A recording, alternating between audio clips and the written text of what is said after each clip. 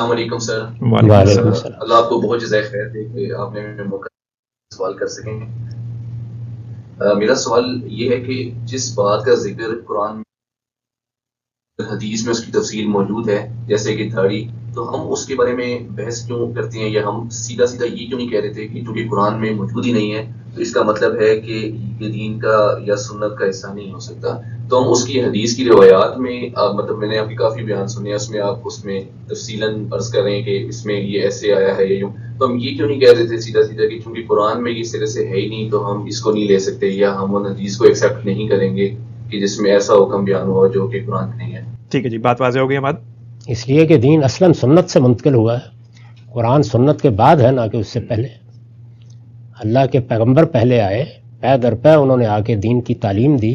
وہ تعلیم صدیوں میں بلکہ ہزاروں سال میں لوگوں کو منتقل ہوئی. خود رسول اللہ صلی اللہ علیہ وسلم نبوت سے پہلے اسی تعلیم پر عمل پیرا تھے. رسول اللہ نے اسی تعلیم کے مطابق ہمیں نماز سکھائی، روزہ سکھایا، حج و عمرہ کے مناسک سکھائے. یہ سنت ہے، یہ قرآن سے پہلے ہے. قرآن اس کی تصویب کرتا ہے، تصدیق کرتا ہے، اس پر عمل کی تاکید کرتا ہے. تو اس لیے قرآن اور سنت دونوں زیر بحث ہوتے ہیں. اور دین کا ماخذ صرف قرآن نہیں ہے، وہ اصلاً محمد الرسول اللہ ہے، اللہ کا پیغمبر ہے کہ جس کی اطاعت، جس کی اتباع کا ہم کو حکم دیا گیا ہے. اور اللہ کا پیغمبر ہی ہے جس کو قرآن کہتا ہے کہ وہ دین سکھانے کے لیے آیا ہے. تو اس وجہ سے پیغمبر کی نسبت سے جو بات بھی ہوگی اس کی ہم تحقیق کریں گے. تو سنت اور قرآن دین کا ماخذ ہے، صرف قرآن تو جواب میں کہا ہی نہیں جا سکتا.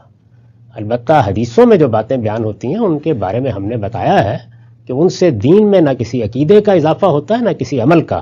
وہ جو پہلے سے قرآن اور سنت میں دین موجود ہے اس کی کوئی تشریح کر دیتی ہیں، وضاحت کر دیتی ہیں، اطلاق بیان کر دیتی ہیں.